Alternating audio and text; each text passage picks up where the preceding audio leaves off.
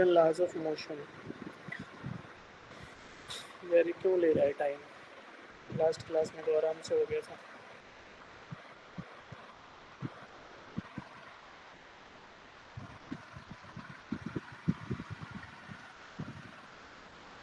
एक सेकंड, क्या पता गूगल मीट का इशू है, या मेरे को 1 मिनट का टाइम दो। आप लोग ना अपने उसमें पीडीएफ को खोल के क्वेश्चन नंबर 1 स्टार्ट कर दो सब बच्चे। क्वेश्चन नंबर 1 स्टार्ट कर दो, ठीक है? एनएलएम का पीडीएफ पड़ा है ना आपके पास, उससे क्वेश्चन नंबर 1 स्टार्ट करो। फिर मैं कुछ सॉल्व करता हूँ इसका इशू 1 मिनट में। डेट आ रखा है इसका।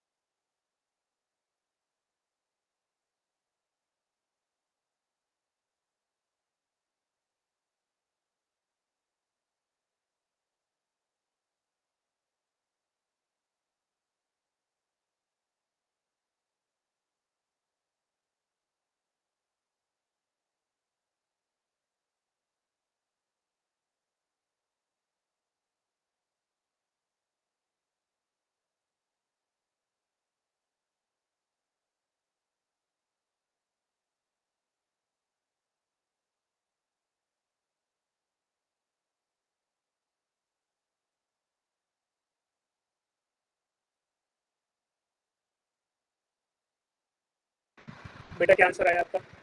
2 मिनट का टाइम ऑप्शन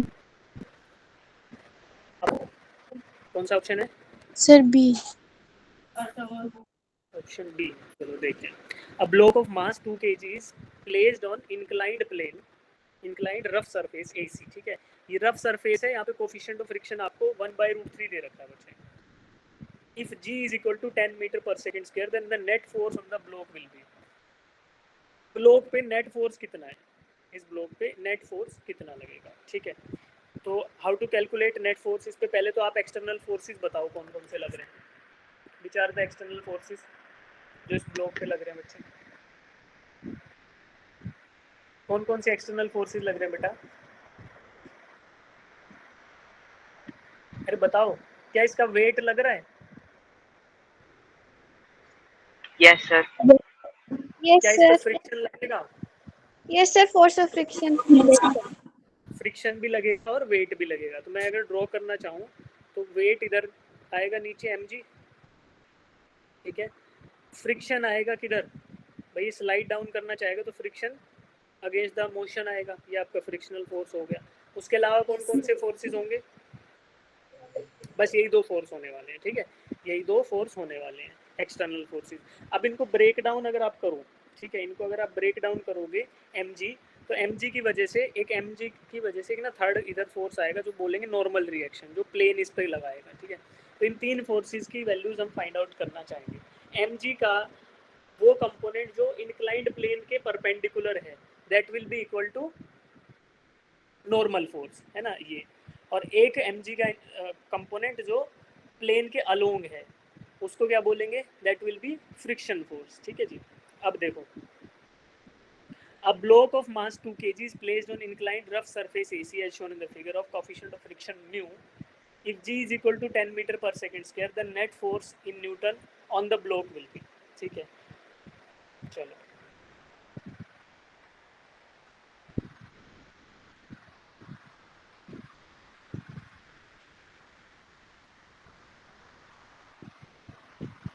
तो ये ब्लॉक था बच्चे, इसके परपेंडिकुलर तो मूव करेगा नहीं, तो इन फोर्सेस की हम बात नहीं करते, ठीक है, क्योंकि ये दोनों एक दूसरे को कैंसिल आउट कर देंगे। जो नॉर्मल रिएक्शन फोर्स होगा और जो इधर लगेगा mg का कौन सा कंपोनेंट लगेगा बताओ?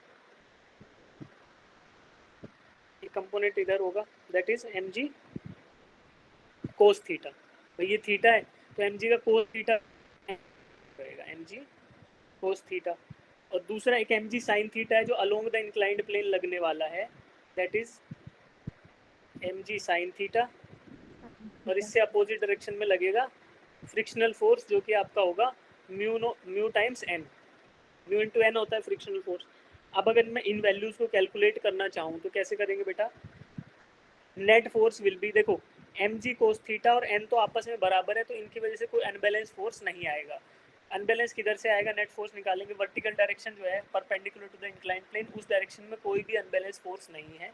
Unbalance forces are only in the direction of along the inclined plane if they are, अगर ऐसा है अनबैलेंस फोर्सेस हैं तो केवल और केवल along the direction of inclined plane आपके हो सकते हैं, ठीक है। तो अब उनको निकालने के लिए हम क्या करेंगे, F net is equal to mg sine theta, एक कंपोनेंट तो ये है जो डाउनवर्ड एक्ट कर रहा है, माइनस म्यू इंटू एन। तो म्यू इंटू एन किसके बराबर है? mg कोस थीटा के बराबर। अब इसमें वैल्यूज में रख देता हूँ। Mass of the block is 2 into g, आपको कितना दे रखा है, 10 लेने के लिए बोला हुआ है क्वेश्चन में। साइन ऑफ 30, साइन ऑफ 30 कितना होगा, 1/2 minus mu, mu is given as 1/√3 times mg 2 into 10 into cos theta. Cos theta क्या होता है? कोस 30 √3/2। तो यहाँ से √3 से √3 कैंसिल हो जाएगा बेटा, ठीक है। 2 से 2 कैंसिल हो जाएगा, तो आपका यहाँ पे जो आंसर आएगा, यहाँ से ये 2 से 2 कैंसिल हो जाएगा, तो f is equal to 10 minus 10, तो कितना आ गया? 0। एफ नेट आपका क्या आ गया? एफ नेट इज 0, ठीक है। क्योंकि स्लाइड डाउन कर रहा था तो ये चीज़ तो मुझे पहले ही पता थी कि भाई ये नॉर्मल रिएक्शन फोर्स n ये mg कोस थीटा के बराबर होगा, तो परपेंडिकुलर डायरेक्शन में तो कोई फोर्स था ही नहीं, the forces were always in mg sin theta and f is equal to mu n, ठीक है। तो ये चीज़ जो आपकी होगी 10 - 10, तो ये आपका जो फोर्स आएगा नेट फोर्स वो कितना आ गया, net force on the block is 0, ठीक है बेटा। चलिए अब अगला क्वेश्चन करते हैं, नेक्स्ट क्वेश्चन, ठीक है। इस क्वेश्चन को देखो भाई,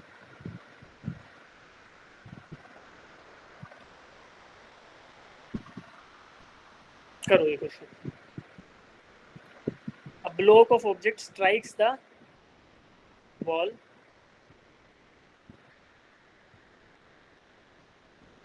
with velocity 1 meter per second at an angle of 60 degree with the wall and reflects at same angle. If it remains in the contact with wall for 0.1 second, then the force exerted on the wall edge.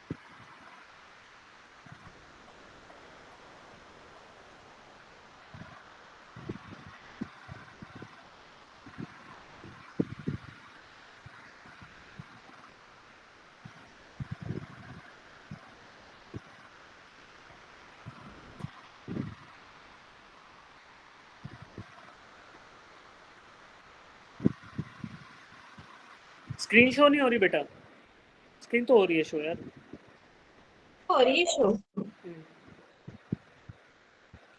करो इस question को। तो इसमें क्या concept लगाओगे आप, पहले तो ये पढ़ के बताओ मुझे। जिनको शो नहीं हो रही डिस्कनेक्ट करो बेटा एक बार, स्क्रीन शो हो रही है। A 1 kg object strikes a wall with velocity 1 meter per second at an angle of 60 degree with wall and reflects at the same angle. If it remains in contact with the wall for 0.1 second, then the force exerted on the wall is, ठीक है। तो force आपको कितना wall पे exert होगा वो निकालना है, ठीक है। तो सबसे पहले मैं वॉल ड्रॉ कर रहा हूँ, दीवार, इस पे कोई ऑब्जेक्ट स्ट्राइक करता है at an angle of 60 degree, ठीक है। 60 डिग्री पे स्ट्राइक करेगा, तो एंगल कहाँ से बनेगा बेटा, angle will be with the wall, this is 60 degree, this is reflected at the same angle. तो रिफ्लेक्ट किस एंगल पे हुआ, रिफ्लेक्ट भी आपका 60 डिग्री पे हुआ है, ठीक है। तो किस वेलोसिटी से आया था बच्चे, 1 मीटर पर सेकंड से आया था। 1 मीटर पर सेकंड। और रिफ्लेक्ट भी किस पे होएगा, 1 मीटर पर 1 सेकंड। मीटर पर सेकंड पे होगा, क्योंकि कोलिजन के बारे में कुछ इन्फॉर्मेशन नहीं दे रखी, तो हम इलास्टिक मानेंगे, नो चेंज इन वेलोसिटी, ठीक है। टाइम फॉर द कोलिजन, जब ये कोलाइड कर रहा है, जब ये इम्पैक्ट कर रहा है वॉल पे, तो कितना टाइम ले रहा है, delta T is equal to 0.1। 0.1। अब इसको सॉल्व करने का क्या तरीका है, एक आपने सुना इम्पल्स मोमेंटम, भाई some force is applied on the Yes, sir. Wall, कोई फोर्स लगाएगी, बॉल किधर लगाएगी, वॉल पे लगाएगी, किस डायरेक्शन में लगाएगी, वॉल के परपेंडिकुलर, ऐसे। किस टाइम के लिए लगा रही है, डेल्टा टी टाइम के लिए लगा रही है, राइट। अब ये फोर्स लग रहा है डेल्टा टी टाइम के लिए, तो this will be N impulsive force, because जो टाइम इंटरवल है वो कितना है, बहुत छोटा सा टाइम इंटरवल है, राइट। तो this is the small time interval, इसमें f and delta t are given, तो force f is there, delta t is 0.1 seconds, this will be equal to change in the momentum of the ball, change in the linear momentum of the object, ठीक है। तो initial momentum निकालो, final momentum निकालो, change in momentum की value निकालो, right. और फिर उसको इक्वेट कर दो एफ डेल्टा टी से, because P is equal to F into delta T, delta P is equal to F into delta T. Force into delta T आपका impulse आता है, वो किसके बराबर होता है? चेंज इन लीनियर मोमेंटम के बराबर। ये फॉर्मूला लगा के वी कैन कैलकुलेट दिस, ठीक है। तो मैं इनिशियल मोमेंटम निकाल रहा हूँ और फाइनल मोमेंटम, और फाइनली डेल्टा पी की वैल्यू मैं कैलकुलेट कर रहा हूँ। ये क्या आएगी बच्चे?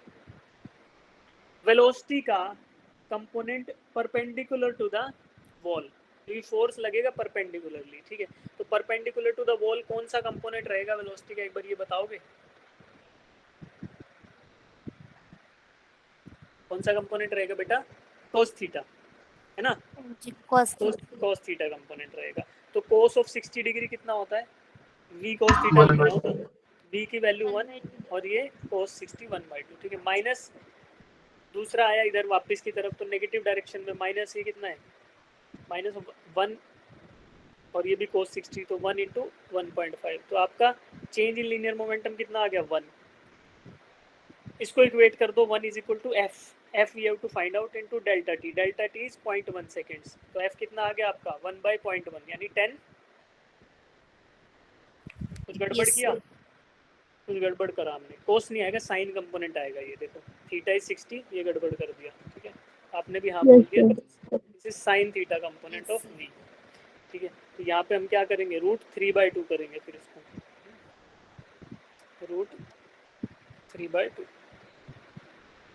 यहाँ भी √3/2। तो मेरा फिर आंसर क्या आएगा बेटा? √3/2 माइनस ऑफ माइनस, ये प्लस हो जाएगा, तो ये आपका √3 आ जाएगा, ठीक है, डेल्टा पी। तो दैट इज डेल्टा पी की वैल्यू √3। तो then force is equal to √3/0.1 यानी कि 10√3 न्यूटन। तो 10√3 न्यूटन इज अवर आंसर। तो कैसे किया मैंने? जिस डायरेक्शन में फोर्स लगेगा वॉल पे, तो फोर्स उसके परपेंडिकुलर डायरेक्शन में लग सकता है, राइट। तो उस डायरेक्शन में मैंने चेंज इन मोमेंटम निकाल लिया, चेंज इन लीनियर मोमेंटम। थोड़ा इसको सफाई से लिख देता हूँ फटाफट से, ताकि आपको दिक्कत ना आए बाद में। डेल्टा पी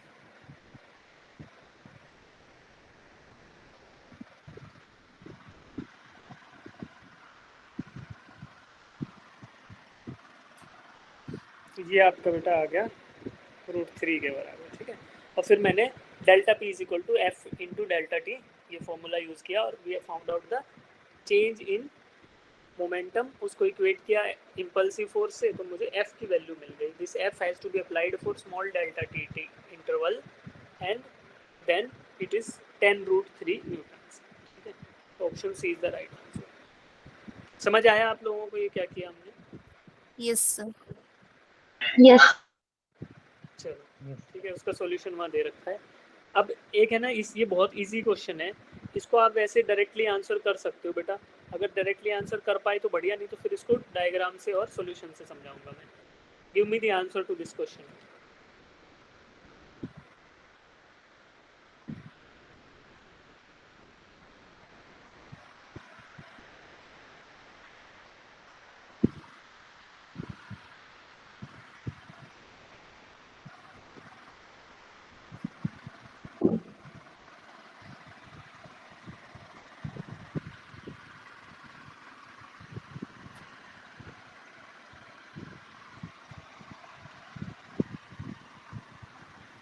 क्या आंसर है बेटा, बताओ। Sir, option B. Option Sir, option B. Option B सही आंसर है इसका। लेकिन देखो, अब जिनको समझ नहीं आया उनको सॉल्यूशन बताता हूँ। जब भी आपको डायरेक्शन वाले क्वेश्चन होंगे तो उसमें क्या करना है बेटा, ईस्ट वेस्ट नॉर्थ साउथ आप ड्रॉ कर लो। ईस्ट वेस्ट नॉर्थ और south, right. East west north south आपने ड्रॉ कर लिया। अब देखो बॉल सबसे पहले किधर मूव कर रहा है? इनिशियल वेलोसिटी का डायरेक्शन बताओ बेटा। टुवर्ड्स साउथ, है ना? South. साउथ की तरफ जा रहा था, तो this is the direction of initial velocity. फिर उतनी ही स्पीड से ये टर्न किधर हो गया? Towards East. ईस्ट की तरफ ये मुड़ गया इतनी वेलोसिटी से, ठीक है, इतनी स्पीड से। तो आपको बताना है फोर्स एक्ट किस डायरेक्शन में करेगा, ठीक है। चलिए पहले हम देखते हैं इसको इक्वेशन से। F इज इक्वल टू क्या होता है? मास इनटू एक्सेलरेशन। Acceleration. दो डायरेक्शन फोर्स का है, क्या उसी डायरेक्शन में एक्सेलरेशन मिलेगा? Yes, sir. Yes, sir. ठीक है। उसके बाद एक्सेलरेशन क्या होता है? Change in velocity divided by time. Change तो in जिस time. डायरेक्शन में वेलोसिटी चेंज होगी क्या वही डायरेक्शन एक्सेलरेशन का होता है? यस। Yes, ठीक sir. है, Yes, तो sir. मैं बोल सकता हूँ कि फोर्स उसी डायरेक्शन में लगेगा जिस डायरेक्शन में डेल्टा वी होगा। जिस डायरेक्शन में वेलोसिटी चेंज होगी उसी डायरेक्शन में फोर्स लग रहा होगा, राइट। तो अब मुझे क्या करना है, मुझे ये देखना है कि भाई मान लो ये वी था, ये भी वी था, तो आपको डेल्टा वी निकालना है ना। कैसे निकालोगे? डेल्टा वी क्या होगा बच्चे? ये मान लो इनिशियल वेलोसिटी है, ये फाइनल है, तो क्या होता है final velocity minus initial velocity. लेकिन अब यहाँ क्या दे रखा है? वी आई दे रखा है, तो मुझे पहले माइनस वी आई ढूंढना पड़ेगा कि माइनस वी आई क्या है। ठीक है, first we have to find out कि what is minus V I. ठीक है, माइनस वी आई क्या है, इसमें माइनस वी आई कौन सी वैल्यू है। ठीक है, तो पहले वी आई पता है, तो क्या मैं माइनस वी आई ऐसे ड्रॉ कर सकता हूँ, इससे अपोजिट डायरेक्शन में pointing vector, this is minus V I. Yes, sir. ठीक है, Yes, तो sir. मैंने वी को हटा दिया, माइनस वी आई लिख दिया, और इन दोनों का वेक्टर सम कर दूँ, इन दोनों का वेक्टर सम कर दूँ, तो ये क्या आ गया? V F minus V I.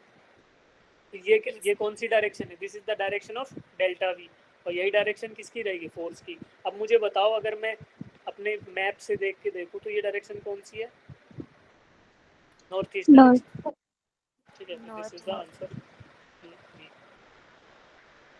ठीक है, along the north east direction. चलिए अब है ना डायग्राम देखो, अरे मिटाए थे, मिटते नहीं है। हाँ, डायग्राम तो बच गया हमारा। ठीक है, फायदा रहेगा, सुंदर बनाया था लास्ट क्लास। ये क्वेश्चन करो, कैलकुलेट द मैक्सिमम एक्सेलरेशन। तो इसमें अच्छी बात क्या है कि आपको एफबीडी मैंने ड्रॉ ही कर दिया है। ठीक है, तो लेकिन अदरवाइज ये एफबीडी आपको ड्रॉ करना मैं सिखाऊंगा अभी ना, तो आप ध्यान देना, एफबीडी ड्रॉ करना मैं सिखाऊंगा।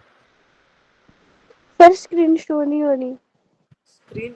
स्क्रीन शो हो रही है बेटा, हो रही है बच्चों? Yes, sir. Yes, Sir, sir. अभी Yes, sir. हो रही है? Yes, sir, हो रही है.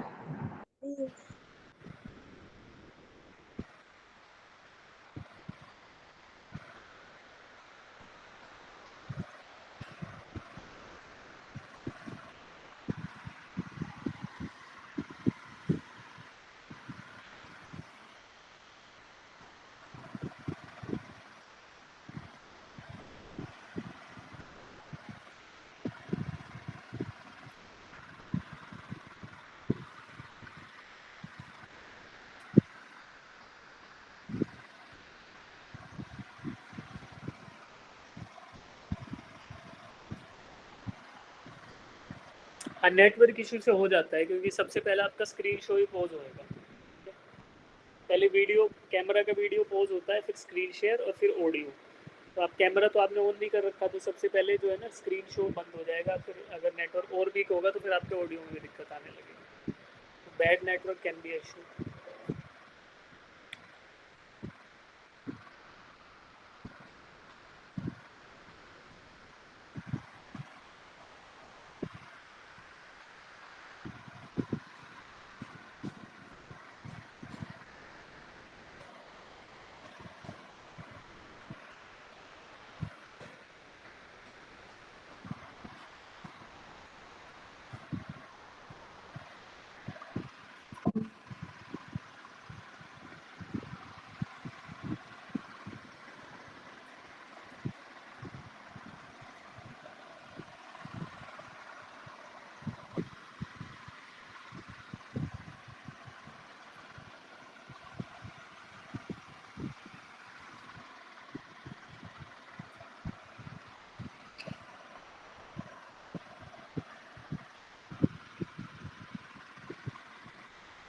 ठीक है, तो यहाँ पे कौन कौन से फोर्सेस आप इक्वेट करोगे बेटा? देखो, जिनको क्वेश्चन समझ नहीं आया, पहले क्वेश्चन समझाता हूँ आपको। Calculate the maximum acceleration of moving car. अब कार की जगह हमने ट्रक ड्रॉ कर लिया है, क्यों? क्योंकि थोड़ा इजीली दिखेगा कि हो क्या रहा है, राइट। इस सरफेस के ऊपर ग्रीन कलर का सरफेस है, इस पे कोई ब्लॉक रखा है मास m का। अब maximum acceleration of this car और maximum acceleration of this truck we have to find out. ठीक है, सच दैट कि this block does not slides away, ये ब्लॉक पीछे स्लाइड ना हो जाए। आपने नोटिस किया होगा कि जब किसी ऑब्जेक्ट पे, किसी मेज पे, किसी कुर्सी पे आपने कोई ग्लास रखा है, अगर एकदम से कुर्सी को मूव कर दोगे तो क्या होगा, ग्लास गिर जाता है, स्लाइड कर जाएगा, पानी उसमें रखा वो बिखर जाएगा, ऐसा होता है ना? Yes sir. है ना? तो एक अगर धीमा धीमा कुर्सी को खिसकाओगे तो नहीं गिरेगा, बिकॉज वहाँ पे स्लाइडिंग नहीं हो रही है। तो सेम ऐसा ही है कि एक गिवन एक्सेलरेशन से अगर ट्रक या कार मूव करेगा तो ये ब्लॉक लेफ्ट या राइट स्लाइड नहीं करेगा, बट एक एक्सेलरेशन से ज़्यादा मूव कर रहा है तो then this block will slide away, है ना, पीछे गिर जाएगा फिसल के। ठीक है, तो अब उस केस में कौन कौन से फोर्सेस आपस में बैलेंस आउट हो रहे होंगे बेटा? तो देखो बच्चे, इस ब्लॉक का अगर मैं FBD ड्रॉ करूं तो इस पे कितने फोर्सेस लग रहे हैं इन टोटल? टोटल कितने फोर्स हैं? 4 फोर्सेस हैं। एक तो इसका mg डाउनवर्ड्स, ठीक है, नीचे ड्रॉ कर लेते हैं। ये ब्लॉक है मास m का, इस पे डाउनवर्ड फोर्स क्या लग रहा है? mg। इस mg mg के अगेंस्ट कौन सा फोर्स लग रहा है? Normal normal reaction. कौन लगा रहा है नॉर्मल रिएक्शन? ये फ्लोर, mg ये इसका फ्लोर जो है ना, ट्रक का फ्लोर या गाड़ी का फ्लोर, ये लगा रहा है नॉर्मल रिएक्शन जो mg के बराबर है अपवर्ड डायरेक्शन में। ठीक है, क्योंकि ये ऑब्जेक्ट राइट साइड में मूव कर रहा है तो इस पे इनर्शिया फोर्स किधर लग रहा है? बैकवर्ड। इसको सूडो फोर्स बोल सकते हो या इनर्शिया फोर्स। ये किधर लगेगा? बैकवर्ड। झटका लगेगा ना पीछे, आगे अगर मूव करेगी चीज तो पीछे की तरफ झटका लगेगा, तो that is the inertia force. ठीक है, अब और एक लगेगा आपका ऑब्जेक्ट इधर, एक फोर्स लगेगा जो फ्लोर लगा रहा है, मतलब लगेगा तो ये एक्चुअली कॉन्टेक्ट सरफेस पे, ठीक है, फ्रिक्शनल फोर्स लगेगा तो कॉन्टेक्ट सरफेस पे, बट हम साइज ऑफ द ब्लॉक को छोटा मान लेते हैं और बोल देते हैं कि यार जो है ना, इसकी वजह से कोई मोमेंट नहीं आएगा, कोई रोटेशन नहीं आएगा, तो हम फोर्सेस को हॉरिजॉन्टल एंड वर्टिकल डायरेक्शन में ही बोल देते हैं। ठीक है, बिकॉज यहाँ पर ब्लॉक के डायमेंशंस नहीं दे रखे बच्चे, तो जब ब्लॉक के डायमेंशन नहीं दे रखे हो, किसी बच्चे को ऐसा लग रहा है कि सर ये आप गलत अजम्पशन कर रहे हो, तो जब ब्लॉक के डायमेंशन नहीं दे रखे तो हम क्या मानते हैं बच्चे? पॉइंट मास मान लेते हैं। Why? Because rigid bodies are generally replaced by their centre of masses. आपने 11th में पढ़ा होगा कि रिजिड बॉडी को हम आमतौर पर इसके yes सेंटर ऑफ मास से रिप्लेस कर देते हैं। अब मुझे ब्लॉक के डायमेंशंस तो दे नहीं रखे कि भाई ये कितना लंबा ब्लॉक है, कितना चौड़ा ब्लॉक है, कितना साइज है इसका, तो मैं क्या बोलूंगा कि भैया ये पॉइंट मास ही है। तो इसको वैसे तो मैंने ब्लॉक ड्रॉ कर लिया, otherwise I could have more scientifically drawn it in this way. तो ऐसे कर लेते हैं, ब्लॉक ड्रॉ किया, पॉइंट मास है, पॉइंट ही बोल दिया इसको। अब इस पे 4 फोर्सेस लगा दिए, नॉर्मल रिएक्शन, नीचे mg, राइट साइड में फ्रिक्शनल फोर्स जो कि μn के बराबर होता है, लेफ्ट साइड में इनर्शिया फोर्स जो कि ma के बराबर है। ये 4 फोर्सेस आ गए, राइट। अब मैं क्या करने वाला हूँ बेटा, अब मैं इनको बैलेंस करूंगा। ठीक है, तो पहले वर्टिकल इसका लिया जाए इक्विलिब्रियम, तो मुझे पता है कि normal reaction and mg balance out each other, कोई दिक्कत नहीं है। और हॉरिजॉन्टल इक्विलिब्रियम की बात करें तो क्या होगा? Mass into a max is equal to mu into n। कितना है आपका? n is equal to mg। ठीक है, तो ma is equal to mu mg आ गया, तो अब मास कट जाएगा, मास चला गया, तो a max maximum acceleration is equal to mu times of G. Mu question में दे रखा है 0.15 और जी भी क्वेश्चन में दे रखा है 10, तो 0.15 इंटू 10 करूँ तो कितना आएगा बच्चे? 1.5 5 मीटर पर second square is the maximum possible acceleration of the truck या of the car before which this object begins to slide away, है ना। इस एक्सेलरेशन से अगर ज़्यादा वैल्यू करी आपने, 1.5 मीटर पर सेकेंड स्क्वायर से ज़्यादा तेज़ी से एक्सेलरेट किया, तो ये ऑब्जेक्ट, ये मास क्या करेगा? दिस विल स्लाइड अवे, ये स्लाइड करके नीचे गिर जाएगा, और इससे कम वैल्यू रही तो स्लाइड नहीं करेगा। ठीक है, अच्छा, अब मुझे एक चीज़ बताओ बच्चे कि यहाँ पर जो कोफिशिएंट ऑफ फ्रिक्शन यूज़ किया है वो स्टैटिक है, स्टैटिक कोफिशिएंट ऑफ फ्रिक्शन है कि डायनेमिक कोफिशिएंट ऑफ फ्रिक्शन है, या कोफिशिएंट ऑफ डायनेमिक फ्रिक्शन है? क्या बोले, स्टैटिक है कि डायनेमिक है? क्या ऑब्जेक्ट मूव कर रहा है? no sir no sir. No, sir. अरे ट्रक के साथ मूव नहीं कर रहा, ट्रक के साथ मूव नहीं कर रहा ऑब्जेक्ट। सिर्फ कर रहा है। तो मूविंग ऑब्जेक्ट के साथ कौन सा कोफिशिएंट लगाते हैं, डायनेमिक की स्टैटिक? डायनेमिक। डायनेमिक। तो फिर ये Dynamic. कोफिशिएंट ऑफ फ्रिक्शन कौन सा है, बताओ शिखा, किशोर, कौन सा है? sir dynamic किशोर, डायनेमिक। ठीक है, तो ये कौन सा है बच्चे? डायनेमिक। क्यों है स्टैटिक? अब बताओ, तुमने सही बोला था शिखा और किशोर ने, अब सब बदल गए है ना। देखो, क्या फ्रिक्शन को एब्सोल्यूट मोशन से मतलब है कि रिलेटिव मोशन से मतलब है? Friction only acts when there is a relative sliding motion between the surfaces. Relative motion. हाथ आपस में रगड़ रहे हैं तो रिलेटिवली स्लाइड कर रहे हैं ना एक दूसरे के कंपैरिजन में, राइट? तो यहाँ पे क्या बोलेंगे, क्या ये ब्लॉक इस फ्लोर ऑफ द ट्रक के रिस्पेक्ट में मूव कर रहा है? नहीं कर रहा है। Is there any motion? Is there any motion here? यहाँ पर कोई मोशन है क्या? नहीं है, No, sir. है ना। तो दैट मीन्स कि स्टैटिक कोफिशिएंट ऑफ फ्रिक्शन है ना। जैसे ये स्लाइड करने लगेगा इस ट्रक के फ्लोर के ऊपर, तो then we will use dynamic coefficient of friction. और generally dynamic coefficient of friction छोटा होता है स्टैटिक से कि बड़ा होता है वैल्यू वाइज? छोटा होता है सर। छोटा होता है। देखो, तुमने ये ग्राफ देखा है कोफिशिएंट ऑफ फ्रिक्शन का? ऐसे जाएगा, थोड़ा सा ऐसे करेगा, फिर ऐसे हो जाएगा। ये देखा है? Yes sir. Yes sir. Sir. Yes, sir. तो ये क्या क्या दिखा रहा है आपको? किस किस इस पे वर्टिकल और हॉरिजॉन्टल एक्सिस पे क्या क्या होता है?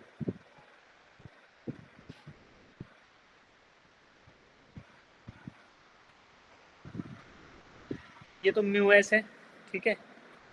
और इससे नीचे जो है ये म्यू काइनेटिक। काइनेटिक फ्रिक्शन और काइनेटिक या डायनेमिक बोल सकते हो, कोई टेंशन नहीं। स्टैटिक या काइनेटिक फ्रिक्शन हो गया, ठीक है। और नीचे क्या आएगा? फोर्स, ठीक है। एक लिमिटिंग वैल्यू होगी जब तक कि स्टैटिक रहेगा, उसके बाद जब वो एक्सीड कर जाएगा तो मोशन स्टार्ट हो गया, रिलेटिव स्लाइडिंग स्टार्ट हो गई और ये कोफिशिएंट नीचे घट गया, ठीक है। इसका रीजन क्या होता है, why this drops?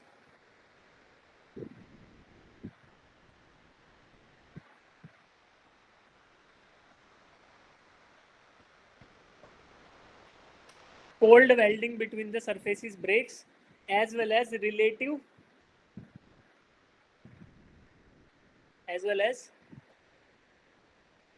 relative interlocking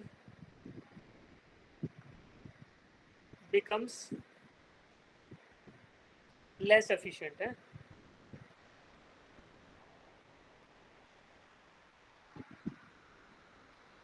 becomes less efficient, ठीक है। तो ये आपका हो गया क्या, रीजन कि by kinetic friction is less than static. तो आपको अब समझ आया फ्रिक्शन का थोड़ा थोड़ा कुछ। अब ये क्वेश्चन समझ आ गया बच्चों? Yes, sir. Yes sir. चलिए इससे अगला क्वेश्चन कराता हूँ मैं आपको। तो इसका तो आंसर जो है ना, गलत आंसर काट रखा है। तुम लोग फटाफट से आंखें बंद करो एक बार। कर ली? ठीक है, अब आ जाओ वापस। वैसे तुम्हारा आंसर तो दिख ही जाता है, नीचे तुरंत लिखा है।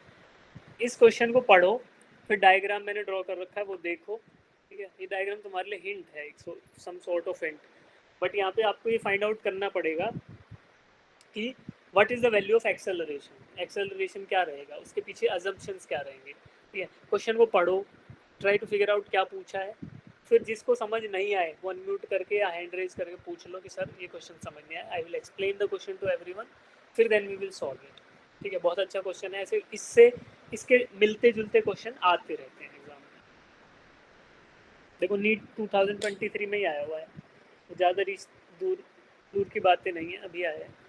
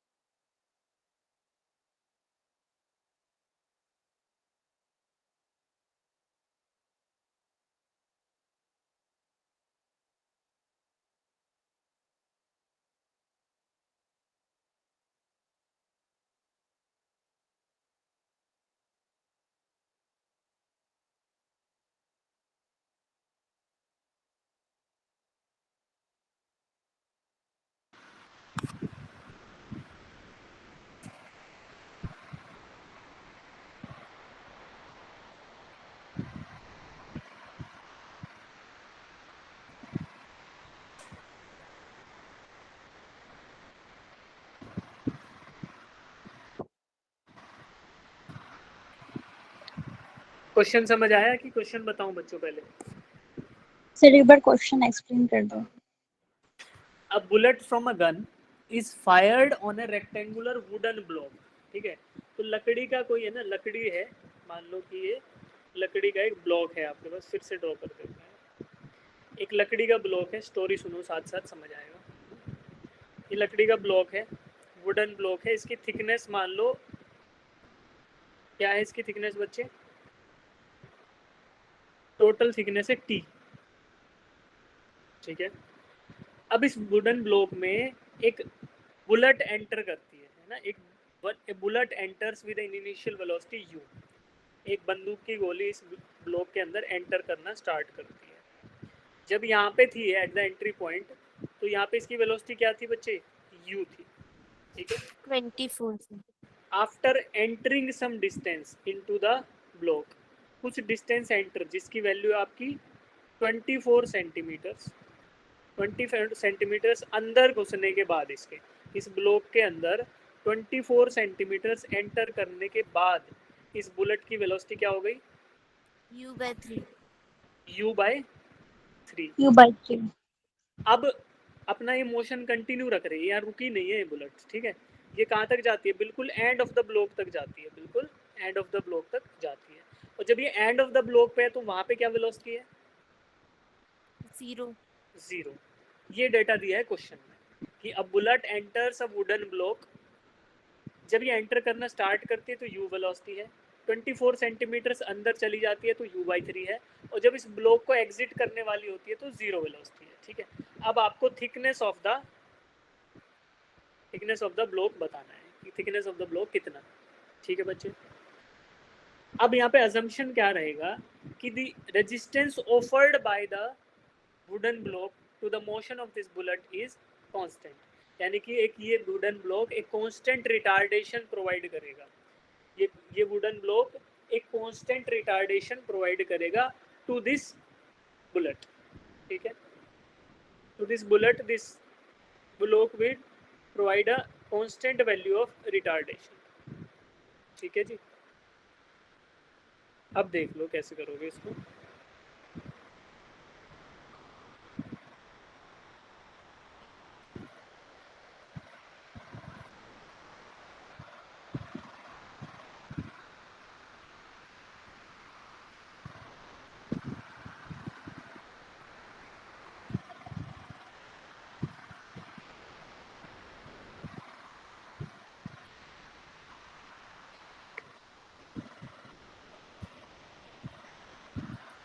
तो एक इक्वेशन होती है s is equal to UT plus half AT square. Sorry 2as is equal to we square minus you square, ये यूज करना हमारे लिए ज़्यादा आसान है, ठीक है? तो एक बार फर्स्ट मोशन जो 24 सेंटीमीटर का मोशन है उसके लिए इक्वेशन लिख रहा हूँ मैं। फॉर दिस फर्स्ट 24 सेंटीमीटर्स अगर मैं v 2as is equal to we square minus you square formula लगाऊँ, तो कैन आई राइट कि a is the value of retardation provided by the block, तो ये तो मुझे नहीं पता, तो इसको 2a ही लिख लेता हूँ। Distance Yes, covered sir. Is 24 is equal to final velocity आपकी u/3 है बच्चे, u/3 का स्क्वायर, और इनिशियल वेलोसिटी क्या थी, u थी, तो u का स्क्वायर। तो ये 0. मेरा क्या आ गया, इक्वेशन आ गई for 24 centimetre of the motion, ठीक है? अब दूसरा इक्वेशन लगा सकता हूँ मैं from just the starting and the end point, starting और एंड पॉइंट के बीच में कितना ट्रेवल किया इसने, t ट्रेवल किया ना, Yes, sir. तो फिर सर से आपकी इक्वेशन स्क्रीन लगाते शो नहीं हो रही। हैं। सर वॉइस भी क्रैक हो रही है। अच्छा, स्क्रीन शो हो रही है यार अब तो, Yes, हो sir. रही है सर। Yes, हो रही है sir. सर। सर हो रही है। नेटवर्क आपकी साइड इशू होगा, ठीक है? रुक जाओ, कोई नहीं। अभी देखो इतना समझ आया कि ये इक्वेशन मैंने एक बार लगा ली, 2a इंटू 24 u/3 का square minus you square, right? अब 2a इंटू एस दोबारा से लगाएंगे, तो इधर कवर, दूसरे केस में कितना डिस्टेंस कवर हुआ स्टार्टिंग से एंड पॉइंट तक, थिकनेस ऑफ द ब्लॉक के बराबर, ठीक है?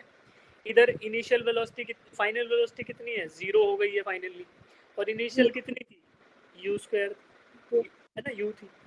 अब इन दोनों इक्वेशन को एक दूसरे से डिवाइड कर लेता हूँ, है ना? एक इक्वेशन को डिवाइड करता हूँ दूसरे, तो लेफ्ट साइड का लेफ्ट से डिवाइड हो जाएगा, राइट साइड का राइट से डिवाइड हो जाएगा। तो दोनों इक्वेशंस को दोबारा लिखते हैं बच्चे। इक्वेशंस को दोबारा लिखते टाइम अब क्या करेंगे हम, we will write left side में 2a इंटू 24 था और दूसरे इक्वेशन में 2a इंटू टी था।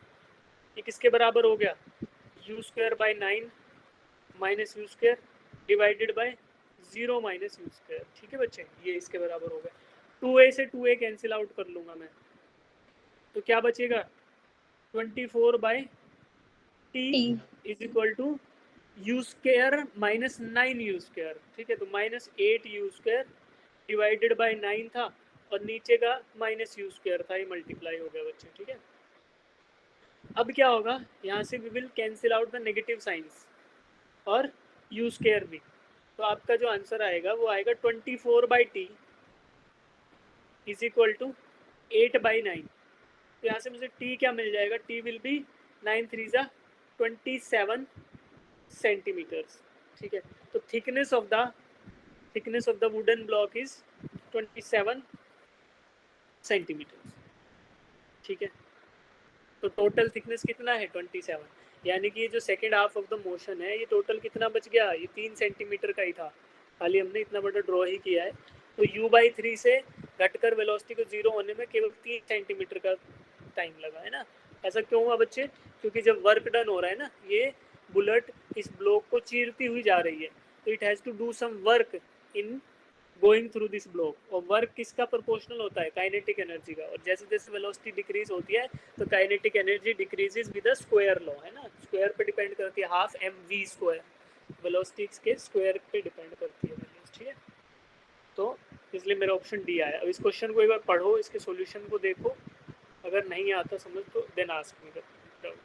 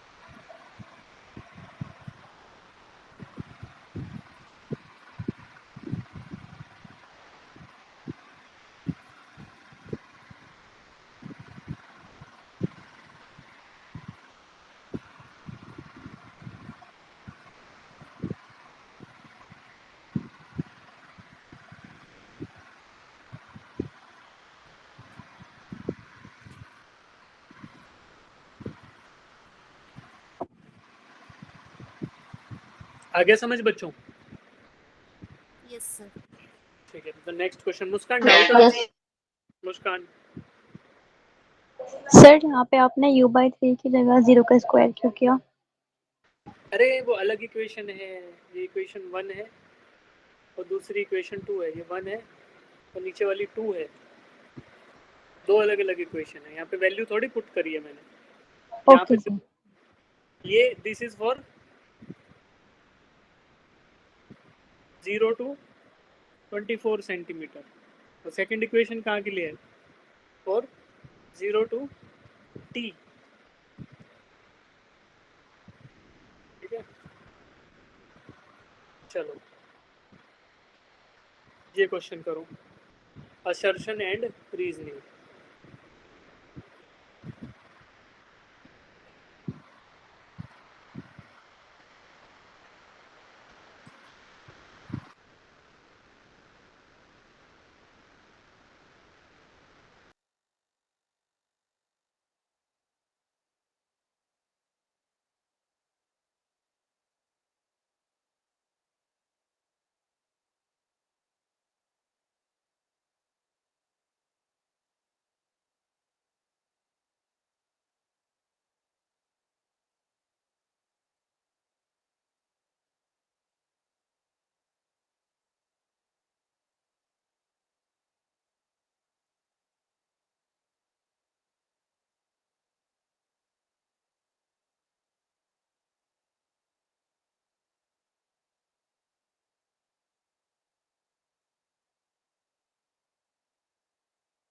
हाँ प्रिंस, आंसर आ गया बेटा या डाउट है?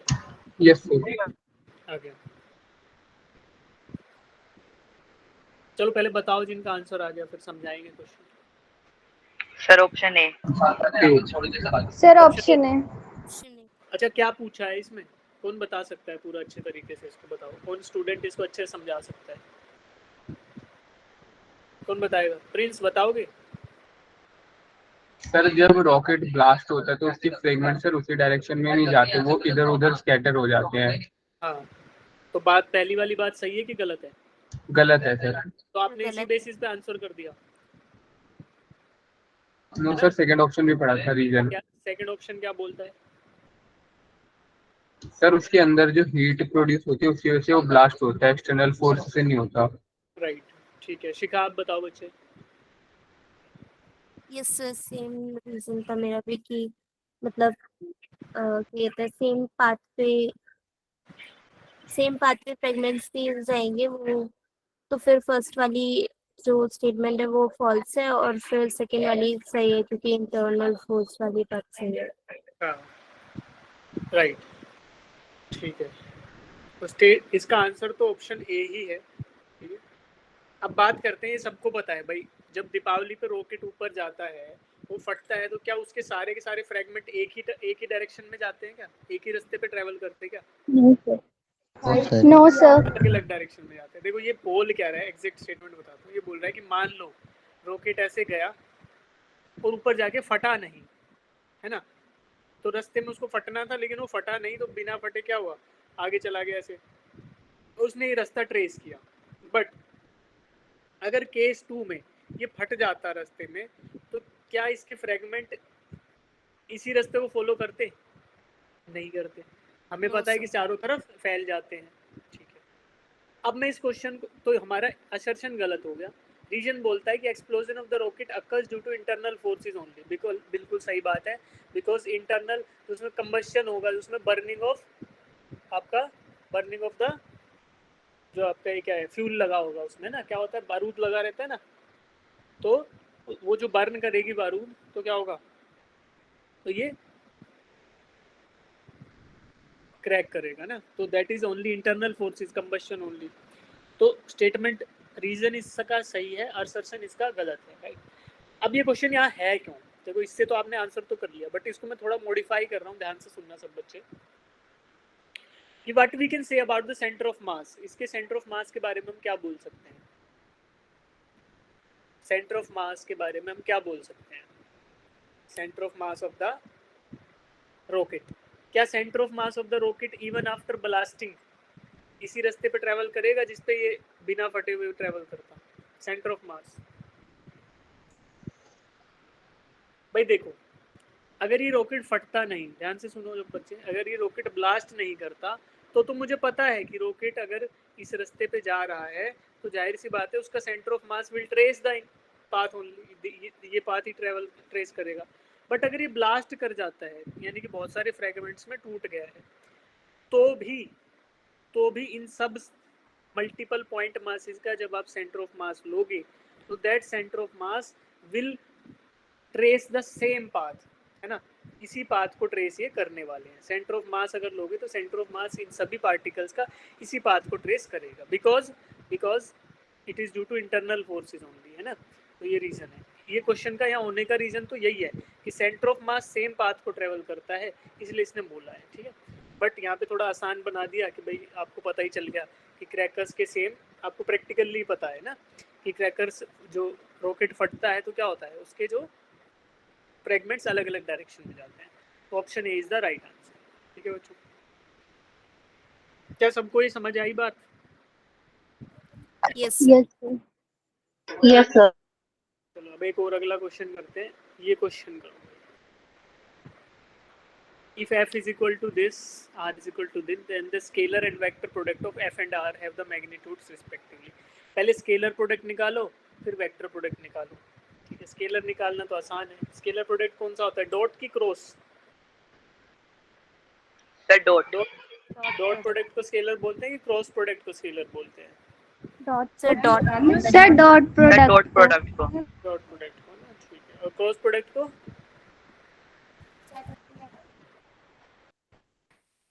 क्रॉस वेक्टर प्रोडक्ट को वेक्टर प्रोडक्ट। वेक्टर प्रोडक्ट पहले डॉट प्रोडक्ट निकालो बच्चे इसका, फिर हम क्रॉस प्रोडक्ट निकालेंगे।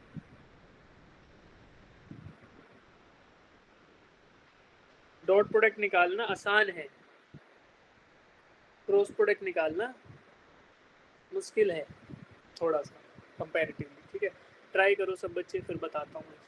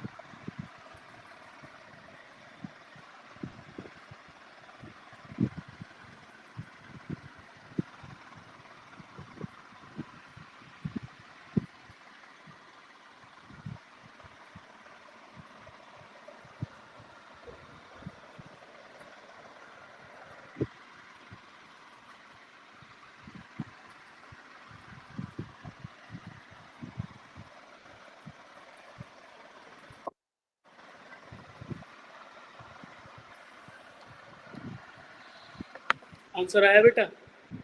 देखो डॉट प्रोडक्ट निकालना तो बड़ा आसान है। डॉट प्रोडक्ट क्या होगा? F dot are. कैसे करेंगे इसको? पहले फोर्स वेक्टर को लिखो 2i कैप प्लस जे कैप माइनस के कैप का डॉट प्रोडक्ट करना है किसके साथ? आर वेक्टर के साथ, जो आपका है 3i cap plus 2j cap minus 2k cap, right? अब इसको ऐसे 3 को 3 से मल्टीप्लाई करेंगे तो 3 3 जा 2 को 3 से 2 3 जा 6, तो इसमें ऐड कर देंगे। यहाँ पे 1 है आपका 1j और 2j, तो 1 इंटू 2 प्लस यहाँ पे -1 है और यहाँ -2 है, तो इन दोनों मल्टीप्लाई कर देंगे। -1 इंटू -2, तो ये क्या आएगा बच्चे आपका? This is the dot product. क्या है? 6 plus 2 plus 6 plus 2 plus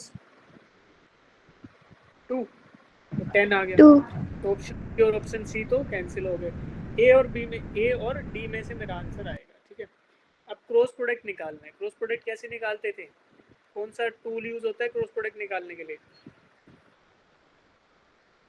matrix का डिटरमिनेंट, है ना? तो we have to find out F cross R. F cross R निकालने के लिए क्या करेंगे? एक मैट्रिक्स ड्रॉ करो जिसमें आई कैप लिख दो, जे कैप लिख दो, के कैप लिख दो, फिर इन दोनों वेक्टर्स को लिख दो। पहला क्या है? 2 1 -1, ठीक है। दूसरा वेक्टर क्या है? 3 2 -2, ये कर लिया। इसके बाद हम लोगों को करना है मल्टीप्लिकेशन। ठीक है, मल्टीप्लिकेशन कैसे करेंगे वो देखो, ध्यान से देखना। ठीक है बच्चे, पहले लेता हूँ मैं आई कैप, सबसे पहले आई कैप लिख देता हूँ। वेक्टर प्रोडक्ट का आंसर जो है वो आपका वेक्टर क्वांटिटी आएगा। देखो यहाँ पे स्केलर प्रोडक्ट का आंसर क्या है? 10। 10 इज ए स्केलर वैल्यू, ठीक है। और वेक्टर प्रोडक्ट का जो फाइनल आंसर आएगा that will be a vector quantity, तो जाहिर सी बात है वेक्टर आएगा। तो देखो पहले आई कैप लेंगे कि आई कैप डायरेक्शन में जो वैल्यूज रहेंगी वो क्या रहने वाली है। ठीक है, तो जब मैं आई कैप कैलकुलेट कर रहा हूँ तो मैं क्या करूँगा कि अब मैं आई वाले रो को छोड़ दूंगा और इनको कैलकुलेट करूँगा। -2 × 1 प्लस दिस है ना, minus two into one minus this, ठीक है। तो क्या करेंगे अब देखो ध्यान से, माइनस टू इंटू वन, तो ये आपका माइनस टू आ गया, माइनस ऑफ इनका मल्टीप्लीकेशन इस टू का और इस माइनस वन का, माइनस टू और माइनस वन का माइनस टू आ जाएगा। तो ये आ गया आपका आई कैप के साथ, ठीक है।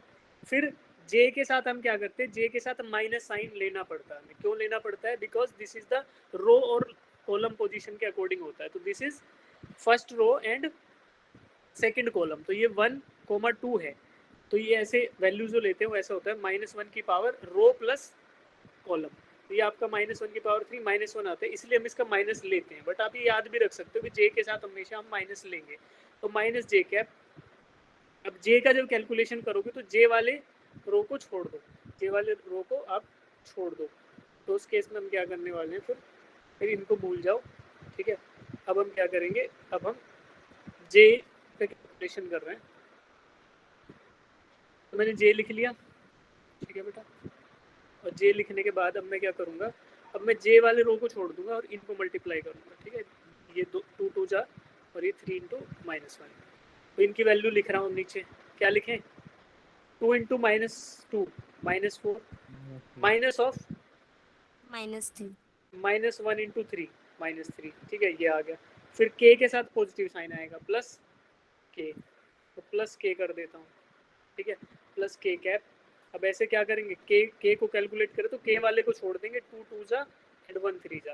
तो इसके साथ क्या 4 करूँगा मैं, -3 4 -3, ठीक है। अब इनको कैलकुलेट कर लूँ मैं, कैलकुलेशन करेंगे तो -2 + 2, -2 और +2 मिलकर क्या हो गए, 0 0 आई कैप के साथ 0, माइनस जे कैप के साथ ये क्या आ गया, वन -4 प्लस का 3, +3 ठीक है।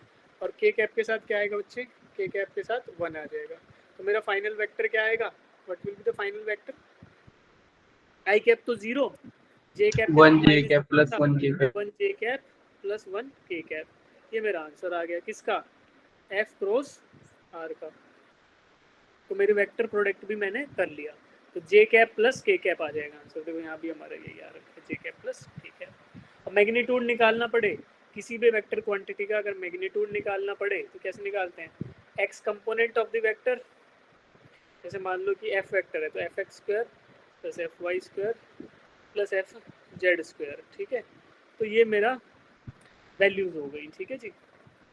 तो मैं क्या करूँगा, अगर मुझे इनका वेक्टर भी मैग्नीट्यूड भी निकालना पड़े तो I can easily find out कि भाई जे कैप के साथ 1 था, के कैप के साथ भी 1 था, तो 1 स्क्वायर प्लस 1 स्क्वायर आपका √2 वैल्यू आ जाएगी, ठीक है। This is how we can calculate dot product and cross product, ठीक है बच्चे। स्क्रीन विजिबल है बेटा, स्क्रीन तो विजिबल है ना सबको, यस सर। ठीक है। अब देखो ये क्वेश्चन है ना, मैंने विद सॉल्यूशन दे रखा है, इसमें थोड़ा टाइम लगेगा आपको समझने में। तो ये वाला क्वेश्चन हम चलो यही कर लेते हैं, इसी क्वेश्चन को कर लेते हैं। This is a very good question, तो इसको एक बार ट्राई करो, then we will try it.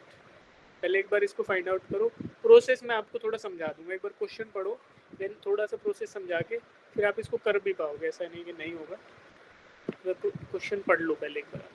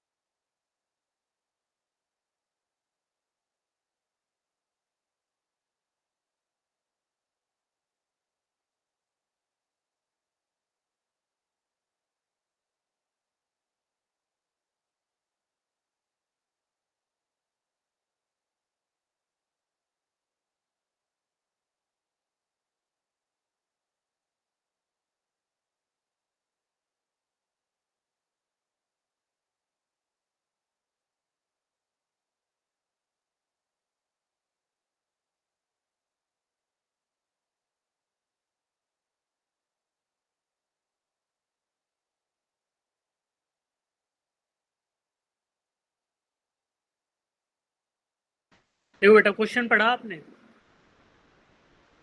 Yes, sir. Yes, sir. In the diagram Yes, shown, sir. in the diagram shown, the normal reaction force between 2 kg and 1 kg is. तो 2 kg और 1 kg के बीच में normal reaction force find out करना है। कहाँ पर होगा बच्चे नॉर्मल रिएक्शन फोर्स? पहले उसको आइडेंटिफाई करेंगे, फोर्स लग कहाँ रहा होगा इस डायग्राम में। 1 kg और 2 kg का ब्लॉक ढूंढो, पहले ढूंढ लिया? ढूंढो 2 kg 1 kg दिख गए? Yes, sir. इनके बीच में Yes, normal sir. Reaction force, तो नॉर्मल रिएक्शन फोर्स कहाँ आएगा? On the contact surface. ठीक है बच्चा, इन दोनों का कॉन्टेक्ट सरफेस ये रेड कलर से हाईलाइट किया। इसके ऊपर जो फोर्सेज आएंगे, एक इधर से लगाएगा, 2 kg का ब्लॉक 1 पे लगाएगा और उसी के बराबर फोर्स 1 kg का 2 पे लगाएगा। तो ये फोर्सेज है जिनकी वैल्यू आपको फाइंड आउट करनी है। ठीक है, तो एक कोई सा भी एक की वैल्यू निकाल लो तो आपको मिल जाएगा दूसरी की वैल्यू। ठीक है, एक की वैल्यू बता दो आप, force applied on 1 kg block bye 2 kg, यही फाइंड आउट कर लेते हैं। ठीक है, तो अब इसको फाइंड आउट करने का तरीका क्या है? ऐसे केसेस में first we have to find out the acceleration of the system. ये 3 ब्लॉक हैं यहाँ पे, 3 kg 2 kg and 1 kg।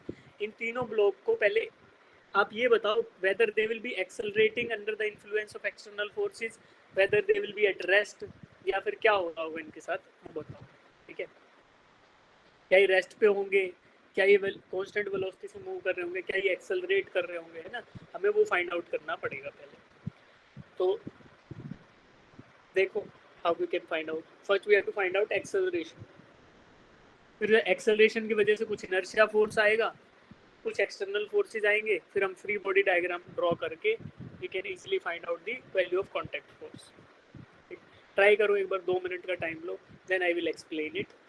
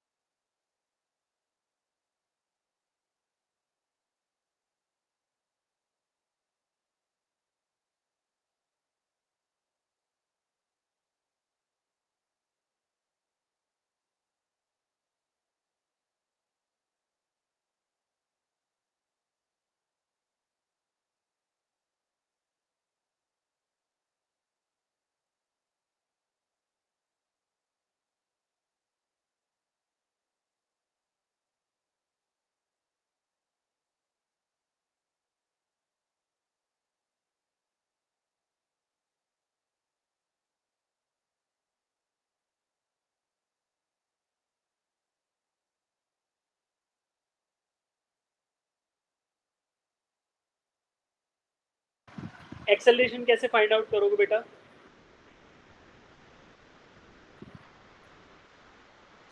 Acceleration कैसे फाइंड आउट करोगे?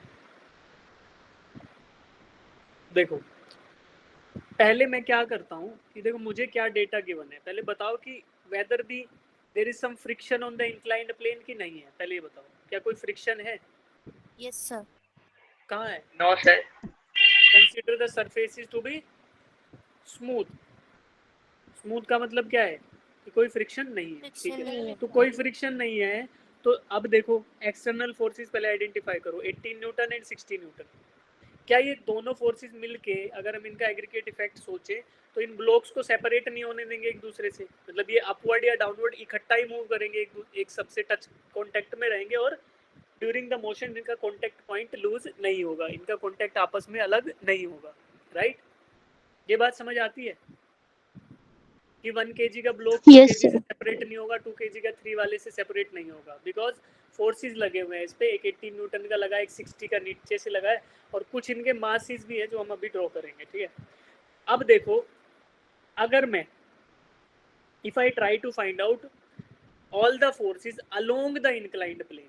ठीक है, देखो बच्चा इसमें दो तरीके के फोर्सेस होंगे, कुछ फोर्सेस होंगे जो perpendicular to the inclined plane लग रहे होंगे, बट वो परपेंडिकुलर वालों की वजह से उनके अपोजिट डायरेक्शन में कुछ नॉर्मल रिएक्शन आ जाएगा, तो इनकी वजह से तो कुछ मोशन होने वाला है नहीं, और ना ही मेरा कॉन्टेक्ट फोर्स जो मैं फाइंड आउट करना चाहता हूँ वो भी that is the contact force is also along the inclined plane. तो मैं क्या करता हूँ बच्चे, मैं क्या करता हूँ कि इनको भूल जाता हूँ, I will do my calculation only for the forces which are along the inclined plane. जो फोर्सेज आपके इंक्लाइंड प्लेन के अलोंग है मैं उन्हीं के लिए केवल कैलकुलेशन करूंगा। ठीक है, कैसे करें? अब क्योंकि ये तीनों ब्लॉक आपस में जुड़े हुए ही रहेंगे, सेपरेट आउट नहीं होंगे, तो मैं क्या करता हूँ यार, मैं इनकी तीनों की अलग अलग कैलकुलेशन के बजाय ना मैं बोल देता हूँ कि let us replace these blocks for the time being with a single block of 6 kg। इन तीनों का मास ऐड करूँ तो 3 + 2 + 1 कितना है 6, राइट। तो इनको ऐड कर लिया मैंने, तो this is 6 kg is the total mass of the block, right. तो 6 kg is the total mass of the 3 blocks. अब मैं क्या कर रहा हूँ कि मैं रिप्लेस कर रहा हूँ इनको with a single block of 6 kg, ठीक है। और फिर हम फ्री बॉडी डायग्राम ड्रॉ करेंगे। अब इस पे एक फोर्स लग रहा है बेटा 18 न्यूटन जो दिखाई दे रहा मुझे, दूसरा फोर्स नीचे से लग रहा है, इसकी वैल्यू क्या है 60 न्यूटन। थर्ड फोर्स क्या लग रहा है, weight of the block mg। ये एंगल आपका 30 डिग्री है। तो अब आप देखो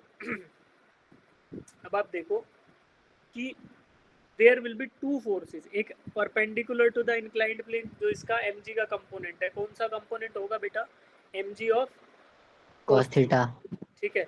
और एक होगा जो अलोंग द इंक्लाइंड प्लेन है, वो कितना होगा mg sin थीटा, ठीक है, mg sin थीटा। अब I am only interested in the forces along the inclined plane, क्योंकि मैं इस ब्लॉक सिस्टम का एक्सेलरेशन फाइंड आउट करना चाहता हूँ अलोंग द इंक्लाइंड प्लेन, ठीक है।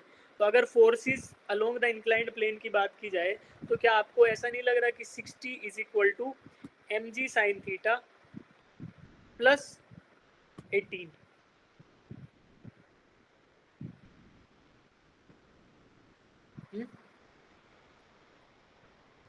चलो इसमें एक गड़बड़ की हमने, बताते हैं।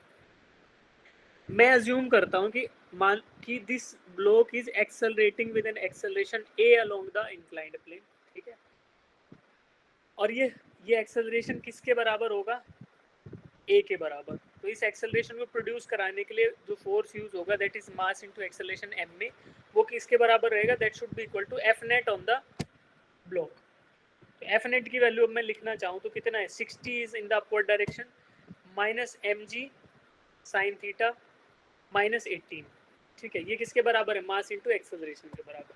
अगर मैं वैल्यूज रखूँ इस इक्वेशन में तो मास ऑफ द ब्लॉक, ये जो सिंगल ब्लॉक है उसका मास कितना है 6 kg, दैट जो हमने ऐड किया, एक्सेलरेशन a है, is equal to 60 minus mg mass into g, m into g कितना होगा बच्चे 60 sine of 30, sine of 30 1/2 minus 18, तो ये कितना आ गया acceleration 6a is equal to 60 minus 30 minus 18, तो ये 12 आता है, 12 न्यूटन, ठीक है। तो यहाँ से मुझे एक्सेलरेशन की वैल्यू क्या मिली, a is equal to 2 metre पर second square is the value of acceleration. अभी एक्सेलरेशन आई किसके लिए है, किसकी एक्सेलरेशन है बच्चा, ये एक्सेलरेशन किसके लिए कैलकुलेट हुई है, फॉर ऑल द 3 ब्लॉक्स, है ना। मैंने एक ब्लॉक को, इन तीनों ब्लॉक को रिप्लेस करके एक ब्लॉक बना दिया, क्योंकि सेपरेट आउट नहीं हो रहे थे तो मैंने कैलकुलेशन कर लिए, ठीक है।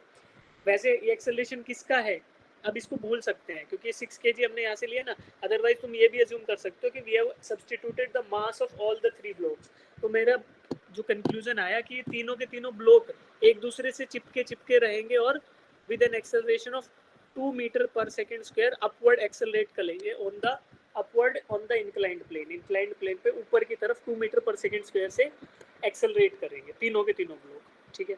तो अभी तीनों के तीनों ब्लॉक अगर एक दूसरे से चिपके हुए हैं और अपवर्ड एक्सेलरेशन कर रहे हैं, तो क्या मैं बोल सकता हूँ कि 3 kg का ब्लॉक है उसका भी एक्सेलरेशन 2 ही रहेगा, 2 kg वाले का भी 2 ही रहेगा और 1 का भी 2 ही रहेगा, राइट। क्योंकि तीनों का चिपके रहेंगे, एक से ही मूव कर रहे, तो ये हो गया, ठीक है। अब मुझे कॉन्टैक्ट फोर्स निकालना है, देखो। अब contact force can be found out by drawing the FBD of 1 kg का ब्लॉक। 1 kg के ब्लॉक का फ्री बॉडी डायग्राम ड्रॉ करते हैं on the inclined plane itself, ठीक है। तो इंक्लाइंड प्लेन फिर से आ गया, 1 kg का ब्लॉक ड्रॉ कर लेते हैं, ये 1 kg है। इस पर लगने वाले फोर्सेस को ड्रॉ कर लेते हैं। ऊपर से कितना लग रहा है, ये 18, नीचे से कौन सा लग रहा है, कॉन्टैक्ट फोर्स, ठीक है, जो मुझे फाइंड आउट करना है F। और एक फोर्स और रिक्वायर्ड होगा, वो कौन सा है, to accelerate this block with an acceleration of कितना, एक्सेलरेशन अपवर्ड है ना, तो फोर्स किधर लगेगा, इसका रिएक्टिव फोर्स पीछे आएगा इनर्शिया फोर्स, तो वो आपका इधर ही लगेगा बैकवर्ड डायरेक्शन में, that will be equal to mass of the block into acceleration, यानी 1 × 2 न्यूटन का फोर्स ये लगेगा। ठीक है, तो ये आपके फोर्सेस हो गए, एक 18 और एक ये जो दूसरी वैल्यू कितनी है 2 न्यूटन जो इसको डाउनवर्ड लगा रहा है। तो अब contact force you can easily find out. Contact force क्या आएगा फिर बताओ, what will be the contact force. एक चीज और भी आएगी इसमें जो हमने ड्रॉ नहीं की, वो आएगी mg का sign theta component, because mg भी तो एक्ट कर रहा है इस पे, मास इनटू g, और इसका mg का साइन थीटा कंपोनेंट भी नीचे की तरफ लगेगा, वो साइन ऑफ थीटा। ठीक है, तो इसको मैं इक्वेशन लिखूं तो एक तरफ से तो फोर्स F लग रहा है और दूसरी तरफ से 2 newton plus mg sine 30 degree, mass is 1, g is 10, sine 30 is 1/2, plus जो ऊपर से फोर्स लग रहा है 18। तो ये फोर्स जो है कॉन्टैक्ट फोर्स वो कितना आ गया 2 + 5 + 18, तो कितना आया बच्चों 25 न्यूटन। तो कॉन्टैक्ट फोर्स जो आपका है वो 25 न्यूटन होना चाहिए। 25 न्यूटन अगर फोर्स 25 न्यूटन का फोर्स अगर 2 kg का ब्लॉक 1 kg पे लगाएगा, उस ठीक उसी कंडीशन में 1 kg का ब्लॉक 2 मीटर/सेकंड स्क्वायर से अपवर्ड डायरेक्शन में एक्सेलरेट कर पाएगा। तो ये पहले मैंने एक्सेलरेशन सिस्टम का इसलिए निकाला ताकि मुझे ये पता चल जाए कि इनर्शिया फोर्स की वैल्यू क्या है। तो ये तीनों के तीनों 2 मीटर/सेकंड से अपवर्ड जा रहे हैं, तो तीन फोर्सों को इस 25 न्यूटन को 3 डिफरेंट फोर्सेस को काउंटरैक्ट करना पड़ेगा। एक तो आपका पहला फोर्स कौन सा हो गया 18 न्यूटन, दूसरा कौन सा हो गया इसके mg का साइन थीटा कंपोनेंट, और तीसरा कौन सा हो गया एक इनर्शिया फोर्स जो बैकवर्ड डायरेक्शन में लगेगा 2 मीटर/सेकंड स्क्वायर से मास इनटू एक्सेलरेशन। ठीक है, इन तीनों को जोड़ोगे तब आपका ये कॉन्टैक्ट फोर्स की वैल्यू आती है। That contact force turn out to be 25 newton, कि 2 kg का ब्लॉक 1 kg के ब्लॉक पर 25 न्यूटन का फोर्स लगाएगा, तब जाके ये 1 kg का ब्लॉक अपवर्ड डायरेक्शन में 2 मीटर/सेकंड स्क्वायर से एक्सेलरेट करे। ठीक है, तो this is the block, is the D option. एक बार देखो इसको समझो, जिनको डाउट है पहले समझो, डाउट आए तो हैंड रेज करके डाउट पूछो बच्चों। बाकी इसमें जो और क्वेश्चंस बचे हैं वो सारे क्वेश्चन आपको अटेम्प्ट करने हैं। ठीक है, अभी हमारे पास एक क्लास और मिलने वाली है फॉर द, उसको हम पूरा इसको रिवीजन के लिए यूटिलाइज करेंगे। ठीक है, आपको करंट इलेक्ट्रिसिटी और इलेक्ट्रोस्टैटिक्स चैप्टर आ रहे हैं 12th से, जिनका वेटेज 40% रहेगा। उसके अलावा 11th के जो चैप्टर हैं उनका 60% वेटेज रहेगा। उसमें मैक्सिमम इंपॉर्टेंस किसका है यूनिट एंड डायमेंशंस चैप्टर का। तो मैंने ग्रुप में मैसेज डाला हुआ है, कुछ बच्चों को मिल गया होगा, बाकी मैं दूसरे ग्रुप में उस मैसेज को डाल दूंगा, उसको पढ़ के you can strategise your preparation. ये बच्चे सब बच्चों को एग्ज़ाम देना है, जो दिल्ली वाले हैं उनके लिए ऑफलाइन एग्ज़ाम है, बाकी सबके लिए ऑनलाइन होगा। तो सबको एग्ज़ाम देना है 4 तारीख को। ठीक है, और अच्छा परफॉर्म करना है। ठीक है, फिजिक्स में बढ़िया नंबर लेके आने हैं इस बार। अब ये क्वेश्चन समझो, समझ नहीं आया तो ask.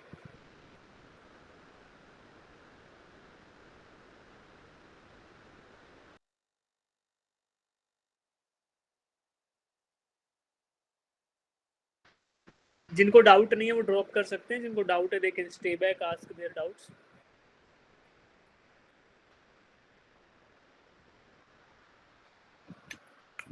Bye sir, Vinod sir.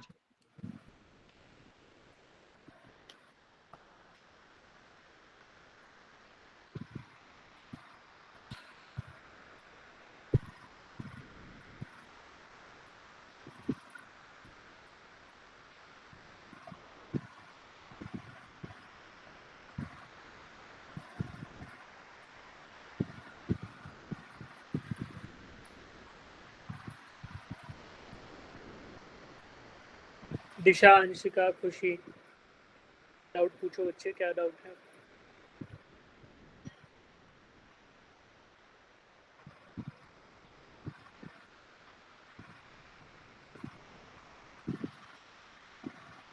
जिन बच्चों को डाउट है वो अनम्यूट करके डाउट पूछ लो।